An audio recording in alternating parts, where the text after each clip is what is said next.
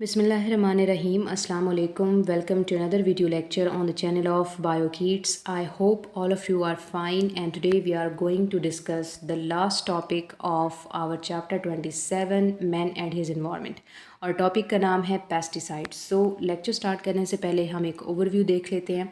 So the overview is that कि आज हमने दो मेन पॉइंट्स को डिस्कस करना है जो कि हमारा लास्ट टॉपिक बनता है चैप्टर 27 का, पेस्टिसाइड्स और उनसे रिलेटेड जो हेल्थ डिजीज़ हैं. लेकिन सबसे पहले हम ये देखेंगे पेस्टिसाइड्स होती क्या चीज़ हैं, ठीक है, कौन से केमिकल सब्सटेंसेस हैं और उनमें कितनी टाइप्स आती हैं, और पेस्टिसाइड्स फूड में कैसे हो सकती हैं या किन रिसोर्सेज की वजह से होती हैं, उनके क्या इफ़ेक्ट्स होते हैं, ठीक है. देन हम डिस्कस करेंगे फर्टिलाइज़र्स किस तरह से जो है हमारी हेल्थ को या हमें अफेक्ट कर रहे होते हैं. और फाइनली हम ये देखेंगे कि इन चीज़ों से कौन से हेल्थ डिजीज़ होते हैं या कौन से इश्यूज़ हो सकते हैं. सो दैट वाज अ बीफ overview of the lecture and now we are going to discuss each point in detail. सबसे पहले हमारे पास आते हैं पेस्टिसाइड्स होते क्या चीज़ हैं, ठीक है. So a pesticide is a chemical that destroy agricultural pest और कंपेटिटर, यानी एक ऐसा केमिकल जो कि किसी भी एग्रीकल्चरल पेस्ट को, यानी जो माइक्रो ऑर्गेनिज़म या जो भी हम कहते हैं कि ऑर्गेनिज़म हमारी फसल को ख़राब करते हैं ना, तो पेस्टिसाइड आप एक ऐसा केमिकल इस्तेमाल करते हैं जो उन चीज़ों को ख़त्म करता है. अक्सर आपने देखा होगा कि जो किसान होते हैं ये फसलों पर स्प्रे कर रहे होते हैं या कुछ ऐसे पाउडर की फॉर्म में उसके ऊपर फेंक रहे होते हैं, तो वो चीज़ें क्या होती हैं, वही पेस्टिसाइड केमिकल्स होते हैं, ठीक है, जो फसल को इन मतलब कीड़ों मकोड़ों से बचाने के लिए ज़रूरी होते हैं. तो ये केमिकल्स उन पर स्प्रे किए जाते हैं ताकि जो फसल है वो सेफ़ की जा सके, या जो क्रॉप होती है वो एग्रीकल्चरल जो क्रॉप है उसको सेव किया जा सके. सो एग्रो केमिकल्स यानी जो एग्रीकल्चर में यूज़ होते हैं, agro chemicals are also used in agriculture, और कॉमनली इन्हीं चीज़ों को हम पेस्टिसाइड्स या फर्टिलाइज़र्स का नाम देते हैं. मोनोकल्चर का मतलब ये होता है, मोनोकल्चर जो होती है ना, ये जब एक ही तरह की क्रॉप आप ग्रो कराते हैं. मिसाल के तौर पे एक ज़मीन के अंदर साल में आपने जो है ना 2 दफ़ा गंदम काश्त की है, एक दफ़ा तो वो सर्दियों वाली थी, एक दफ़ा गर्मियों वाली थी, ठीक है. यानी उस ज़मीन के अंदर सिर्फ आपने एक वक्त में एक ही फसल काश्त की है, एक ही फसल की आप जो है निगरानी कर रहे थे, तो उसको नाम दिया जाता है मोनोकल्चर का. इसी तरह बाई कल्चर भी हो सकता है, यानी एक ही टाइम में आप दो मुख्तलिफ़ किस्म की फसलें उगा सकते हैं अपनी ज़मीन के अंदर, तो वो बाई कल्चर हो जाएगा. एक ही वक्त पे 3 मुख्तलिफ़ किस्म की फ़सलें अगर आप ग्रो कराते हैं तो वो ट्राई कल्चर हो जाएगा. सो मोनो का मतलब है सिंगल, और कल्चर का मतलब है जो क्रॉप आपने ग्रो करवाई है. मोनो कल्चर हम कहते हैं कि जब आप एक फसल को जो काश्त कर रहे होते हैं अपनी ज़मीन में विद अ डेंस पॉपुलेशन, यानी वो बहुत ज़्यादा क्वांटिटी में होती है, are very susceptible to attack by insect and spread of fungus disease. यानी जब आप अपनी ज़मीन के अंदर सिर्फ एक ही फसल बहुत ज़्यादा क्वांटिटी में या पूरे के पूरे एकड़ पर आपने सारी गंदम ही उगा दी है इतनी ज़्यादा क्वांटिटी के अंदर, तो बहुत ज़्यादा चांसेस हैं कि वहाँ पे कोई इंसेक्ट अटैक हो सकता है, जैसे लोकस वगैरह उस फसल को ख़राब कर सकता है, या कोई फंजाई वगैरह जो है फंजाई उसको ख़राब कर सकती है, ठीक है. सो मोनोकल्चर प्रैक्टिस में ये बहुत ज़्यादा देखा जाता है कि जब लार्ज क्वांटिटी में उस फसल की इतनी ज़्यादा काश्त की जाए तो या तो उस पर इंसेक्ट अटैक कर सकते हैं या फिर उस पर फंगस डिजीज़ जो है वो हो सकता है. सो इन तमाम चीज़ों से निपटने के लिए, इनसे कम्बाट करने के लिए पेस्टिसाइड्स को इस्तेमाल किया जाता है ताकि आपकी जो क्रॉप्स हैं वो सेव रह सकें. सो यहाँ से इंपॉर्टेंट डेफिनेशन आ सकती है कि पेस्टिसाइड क्या होते हैं, या आपसे एमसीक्यूज़ पूछा जा सकता है कि एग्रो केमिकल्स क्या हो सकते हैं, या मोनोकल्चर्स के अंदर ही क्यों ज़्यादा पेस्टिसाइड इस्तेमाल होते हैं. तो ये आपको यहाँ से पूछा जा सकता है शॉर्ट क्वेश्चन. फिर हमारे पास आता है टाइप ऑफ पेस्टिसाइड्स. वैसे तो पेस्टिसाइड की काफ़ी सारे टाइप्स हो सकती हैं, लेकिन मेजर हम इनको 3 ही कैटेगरीज में इंक्लूड करते हैं. कुछ होते हैं इंसेक्टिसाइड्स जो कि इंसेक्ट को किल करने के लिए इस्तेमाल होते हैं, जैसे वो स्प्रे वगैरह कर रहे होते हैं, तो वो बेसिकली स्प्रे जो है वो इंसेक्टिसाइड होता है जो कि बेसिकली लोकस या ग्रास हॉपर या मतलब हम कहते हैं कि मॉस्किटोज फ्लीज वगैरह से प्रोटेक्शन के लिए होता है. इसके अलावा होते हैं हर्बिसाइड्स जो कि अनवांटेड वीड्स या जो खारदार झाड़ियाँ निकल आती हैं ना खेतों में, उन चीज़ों को ख़त्म करने के लिए होता है. तो वो पाउडर फॉर्म में होता है ज़्यादातर, ठीक है, कि वो ज़मीन में पाउडर फेंक देते हैं या पानी के अंदर उस चीज़ को मिक्स करके, और वो पानी जो है फसलों को लगा देते हैं, तो जो अनवांटेड वीड्स होती हैं, जो खारदार झाड़ियाँ उग रही होती हैं, वो ख़त्म हो जाती हैं. या फंजाइसाइड्स होती हैं which are use to control the growth of fungus. तो ये डिपेंड करता है, अगर फंगस पत्तों के ऊपर है तो ज़ाहिर सी बात है स्प्रे होगा, अगर ज़मीन में जड़ों के अंदर है तो फिर ज़ाहिर सी बात है पानी में मिक्स करके डालेंगे. तो ये इंपॉर्टेंट टाइप्स हैं, और यही आगे उनकी डेफिनेशंस वगैरह हैं कि इंसेक्टिसाइड जो इंसेक्ट के लिए, हर्बिसाइड जो कि अनवांटेड हर्ब या वीड्स के लिए यानी खारदार झाड़ियों के लिए, और फंजाइसाइड्स जो होती हैं ये इस्तेमाल होती हैं फंगल अटैक के लिए। सो ये 3 मेजर कैटेगरीज़ हैं जो कि इस्तेमाल होती हैं पेस्टिसाइड्स के तौर पे। फिर हम कहते हैं पेस्टिसाइड्स इन फूड। अब आप खुद सोचें कि अगर आपने फ़सल की हिफाजत के पेश नज़र उसके ऊपर पेस्टिसाइड इस्तेमाल किए थे, कोई स्प्रे किया था या पानी में मिक्स करके ज़मीन के अंदर उस चीज़ को डाला था ताकि आपकी फ़सल जो है सेव रह सके, तो आप खुद इस चीज़ को सोचें कि वो चीज़ जो है, जो पेस्टिसाइड थी, उसका असर प्लांट के ऊपर तो होगा।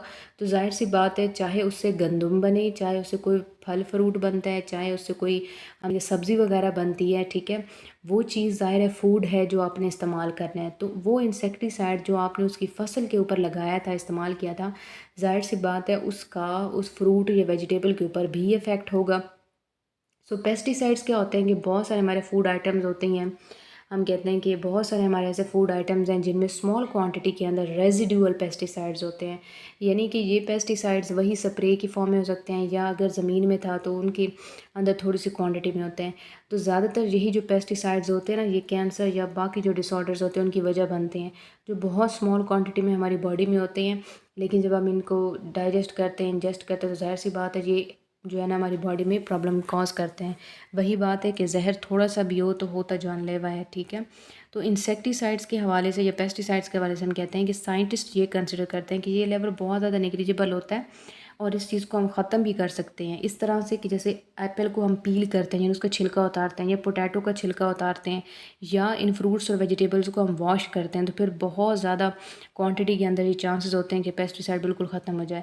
तो इसलिए हम कहते हैं कि बेहतरीन तरीका ये है कि आप जो भी फल या सब्ज़ी इस्तेमाल कर रहे हैं उसको अच्छी तरह से धोकर इस्तेमाल करें, उसका छिलका ज़रूर उतारें ताकि जो पेस्टिसाइड का असर है, जो स्प्रे और खाद वगैरह का असर है, वो ख़त्म हो जाए और आप एक हेल्दी फ्रूट और वेजिटेबल इस्तेमाल कर सकें और आपको किसी किस्म की डिज़ीज़ या हम कहते हैं कि जो एब्डोमिनल इश्यूज़ हैं यानी पेट में दर्द होना या फूड पॉइजनिंग, डायरिया, कॉन्स्टिपेशन होना, ये चीज़ें फेस ना करनी पड़े। इवन हम कहते हैं even then there is some danger of injecting these substances, कि इसी वजह से इन पेस्टिसाइड्स के फ़ायदे तो हैं कि आपकी फ़सल बच जाती है, सेव हो जाती है, लेकिन नुकसान भी यही होता है कि आपको जो है ना वो चीज़ें फिर आपकी सेहत को ख़राब करती हैं। तो बेहतरीन तरीका यही है कि आप फल और सब्ज़ी को धो के अच्छी तरह धो के इस्तेमाल करें, फिर उसका छिलका वगैरह उतार लें, तो आपको इन चीज़ों से जो है निजात मिल सकती है, आप इन चीज़ों से सेव रह सकती हैं। So this is the pesticide in food, कि इस तरीके से हमारे फूड सब्सटेंसेस में ये पेस्टिसाइड्स आ सकती हैं, जो कि बेसिकली उनके छिलके के ऊपर ही होती हैं। जो कि असरात होते हैं स्प्रे वगैरह के, या जो भी आपने पेस्टिसाइड पानी के थ्रू ज़मीन में ऐड की थी, तो वो सारी चीज़ें होती हैं। क्लियर। नेक्स्ट हमारे पास है फर्टिलाइज़र्स। अच्छा, बड़ी कॉमन प्रैक्टिस है एग्रीकल्चर में कि हम फर्टिलाइज़र इस्तेमाल करते हैं। इसका रीज़न यही है कि ज़मीन के अंदर इतने मिनरल्स और मेटल्स नहीं होते कि जो इतनी बड़ी फसल को जो है तो न्यूट्रिशन दे सके, इतनी बड़ी क्रॉप जो पूरे एरिया पर आपने लगाई है तो उसको जो है न्यूट्रिशन मिल सके, तो हमें बाहर से न्यूट्रिशन ऐड करना पड़ता है जिसको हम फर्टिलाइज़र कहते हैं। तो फर्टिलाइज़र की डेफिनेशन ये होती है कि chemical substances that are added to the that are use to add nutrient to the soil, ठीक है, to increase the soil fertility, उसको हम फर्टिलाइज़र कहते हैं। यानी ऐसी केमिकल सब्सटेंसेस जो कि सॉइल के अंदर न्यूट्रिएंट के कंटेंट को बढ़ा देती हैं, जिससे सॉइल की फर्टिलिटी बढ़ जाती है, उसको हम फर्टिलाइज़र का नाम देते हैं। सो ये जो हम फर्टिलाइज़र है ना, हम कहते हैं कि ह्यूमंस ने बहुत सारे ऐसे केमिकल एलिमेंट्स और मिनरल्स जो हैं वो इकोसिस्टम से ही लेके नेचुरल डिपॉजिट्स के थ्रू उनको इन ऑर्गेनिक फर्टिलाइज़र में और मेटल सोर्सेज में कन्वर्ट किया होता है। और यही इनऑर्गेनिक फर्टिलाइज़र्स जैसे यूरिया फॉस्फेट हो गया, यूरिया नाइट्रेट हो गया, या सिंपल नाइट्रेट और अमोनियम फॉस्फेट होते हैं। तो ये हम पानी के अंदर अच्छी तरह से मिक्स करके और उस पानी से फसलों को जो है वो पानी देते हैं ताकि उनको न्यूट्रिशन मिल जाए, क्योंकि ज़ाहिर सी बात है ये फर्टिलाइज़र हमारे पास पाउडर फॉर्म में होते हैं।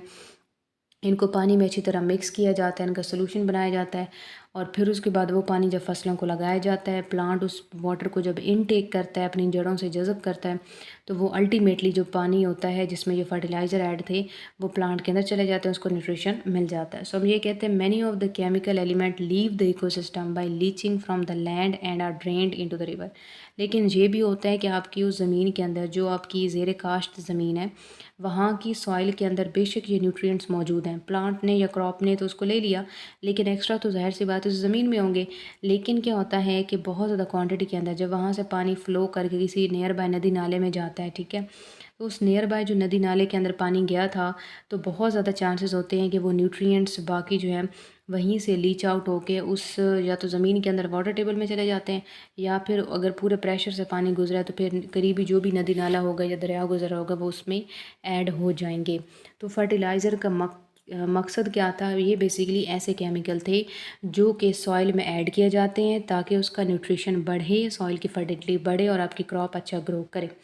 दूसरा तरीका ये होता है, दूसरा स्टेप इसमें ये आता है कि आप इसको जो super phosphates, ammonium phosphate, ammonium nitrates वगैरह होते हैं, या यूरिया है, यूरिया सबसे कॉमन है, तो ये पानी के अंदर मिक्स करके और ज़मीन में डाले जाते हैं। और ये बेसिकली इनऑर्गेनिक फर्टिलाइज़र्स होते हैं जो मेटल सोर्स होती हैं, मेटल आयंस का जो मतलब होते हैं ना, नाइट्राइट वगैरह, फॉस्फेट और सल्फेट वगैरह, ये उनका सोर्स होते हैं ताकि प्लांट इसको यूटिलाइज़ कर सके।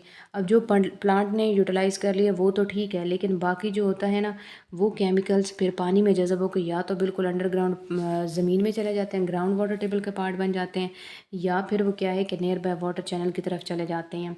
सो ये हमारे पास है जी फर्टिलाइज़र, कि फर्टिलाइज़र ही हैं, फिर वो इस तरह से ऐड किए जाते हैं प्लांट में और इस तरह से वो इकोसिस्टम से पार्ट बन जाते हैं।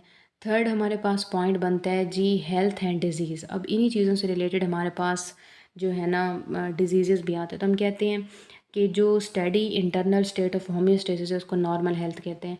नॉर्मल हेल्थ या हेल्दी पर्सन का मतलब ये है कि उसकी जो होम्योस्टेसिस है, यानी जो इंटरनल बैलेंस है वाटर का, उसकी थर्मो रेगुलेशन का, फूड का, उसकी ज़िंदगी के जो मतलब उसकी बॉडी के जो फंक्शंस है वो नॉर्मली चलते रहते हैं, तो उसको हम हेल्थ कहते हैं। किसी भी किस्म का कोई चेंज आता है या departure from the normal study internal state of homeostasis, जो कि किसी स्ट्रक्चरल या फंक्शनल डिसऑर्डर की वजह से आता है, उसको हम नाम देते हैं कि ये अब डिज़ीज़ की कंडीशन है। ठीक है।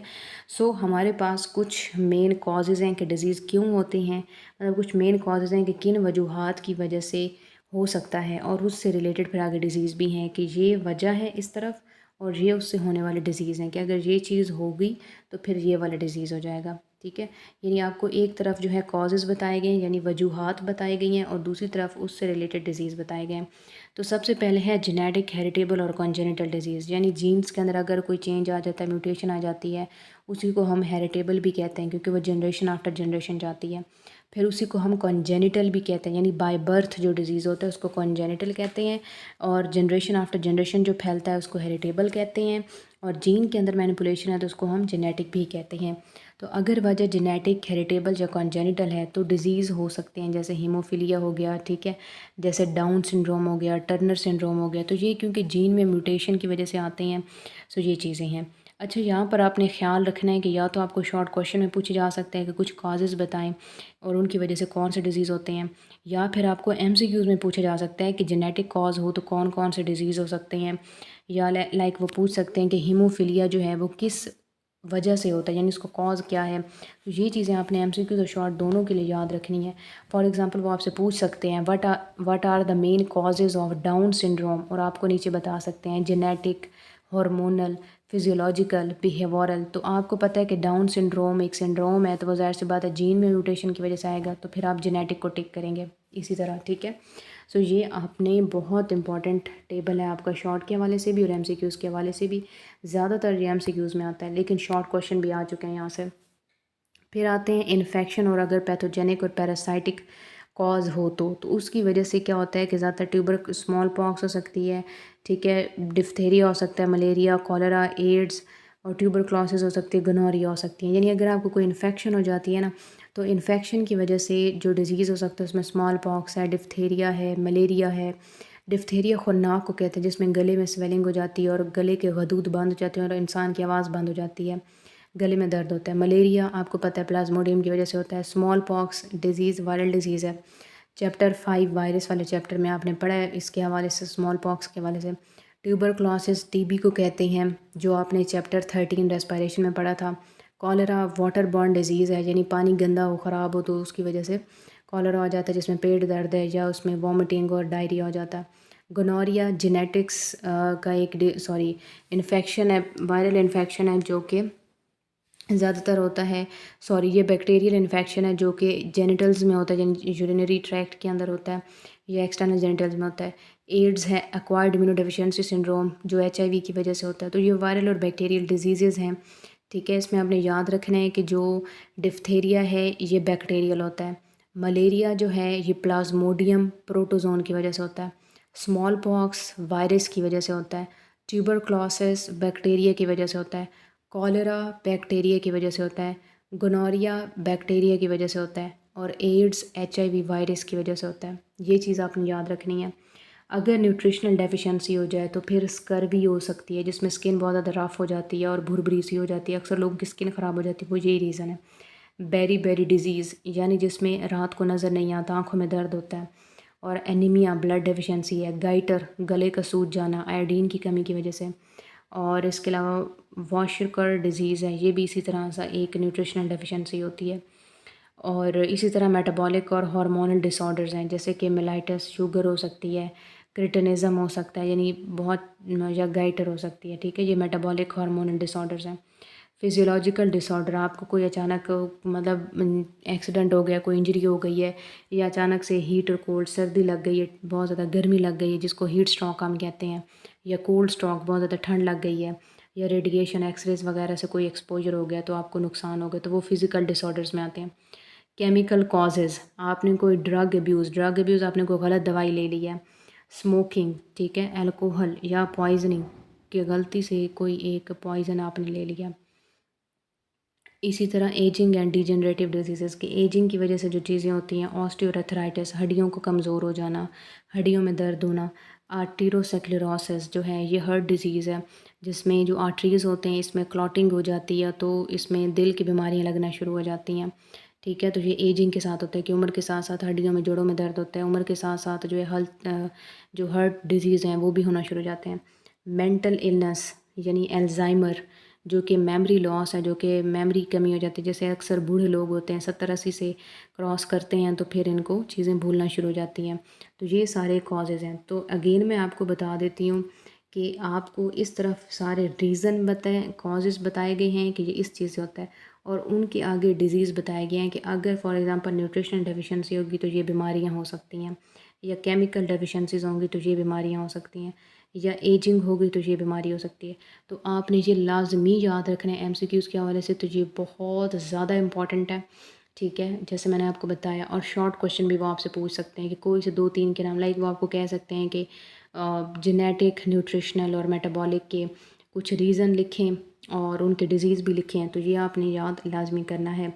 That was the complete lecture about the topic of pesticides. तो आज हमने ये चीज़ सीखी कि पेस्टिसाइड क्या होती हैं, ठीक है, कितनी टाइप्स हैं, कैसे वो हमारे फूड का पार्ट बनती हैं, और कैसे उनके नुकसान से हम बच सकते हैं फूड को वॉश करके। फर्टिलाइज़र क्या होता है, हम क्यों इस्तेमाल करते हैं, और उसका फिर आगे क्या इफ़ेक्ट होता है, या कैसे वो रिवर तक पहुंचती हैं। फिर हमने देखा कि हेल्थ, नॉर्मल हेल्थ क्या होती है, डिज़ीज़ क्यों होती हैं। फिर हमने बहुत सारे काजेज़ देखे कि ये काज होंगे तो आगे फ़लाँ फ़लाँ डिज़ीज़ होंगे। That was about the lecture. और अगर आपको कोई चीज़ भी कंफ्यूज करे आप कमेंट सेक्शन में पूछ सकते हैं, ठीक है। और इसके अलावा हम नेक्स्ट बात करते हैं कि ये एनुअल के लिए आपके इंपॉर्टेंट क्वेश्चन हैं जो मल्टीपल टाइम्स आ चुके हैं। What are pesticide and list their types, कि पेस्टिसाइड्स क्या होती हैं और टाइप्स क्या हैं। How do pesticide present in food be harmful for human, कि फ़ूड के अंदर अगर जैसे मतलब हम कहते हैं फ्रूट वेजिटेबल के ऊपर अगर पेस्टिसाइड है तो वो कैसे नुकसानदेह हो सकती है। तो वही हम कहते हैं कि इनके छिलकों के ऊपर होती हैं, ठीक है। तो ये कैंसर कॉज कर सकती हैं, कोई डिसऑर्डर कॉज कर सकती हैं, कोई बीमारी लगा सकती हैं। ये चीज़ें आपने बतानी है, और इनसे बचने का तरीका है कि आप अच्छी तरह से वॉश करें उसको, और छिलका यानी पील ऑफ कर लें उसके कवर को, तो तब आप इनसे बच सकते हैं। फिर है define fertilizers, elaborate how they reach the river, कि फ़र्टिलाइज़र क्या होते हैं, किस तरह से ये दरिया तक पहुँचते हैं, तो वो इसके स्लाइड के अंदर डाटा गिवन है। फिर आपको कहा गया briefly describe nutritional, metabolic and genetic cause of disease with example, यानी आपसे ये कहा गया है कि न्यूट्रिशनल, मेटाबॉलिक और जेनेटिक कौन से काज हो सकते हैं और इनकी वजह से होने वाले डिज़ीज़ के नाम लिखें, ठीक है। तो ये बहुत इंपॉर्टेंट क्वेश्चन है, एनुअल के हवाले से ज़रूर प्रिपेयर कीजिएगा। Multiple time Sargodha board part 2 bio के पेपर में ये आ चुके हैं, और इस वजह से टॉपिक के साथ के जो इंपॉर्टेंट क्वेश्चन आपके साथ शेयर किए गए हैं। आई होप कि आज के लेक्चर की आपको अच्छी समझ आई होगी। कोई भी क्वेश्चन क्यूरी हो, ठीक है, कोई चीज़ आप पूछना, डिस्कस करना चाह रहे हो किसी पॉइंट को, आप ज़रूर कमेंट सेक्शन में पूछ सकते हैं। वीडियो को लाइक, चैनल को सब्सक्राइब कर दीजिएगा ताकि आपको अपकमिंग लेक्चर्स मिलते रहें। अपना बहुत ख्याल रखिएगा, मिलते हैं नेक्स्ट लेक्चर के अंदर। Good luck.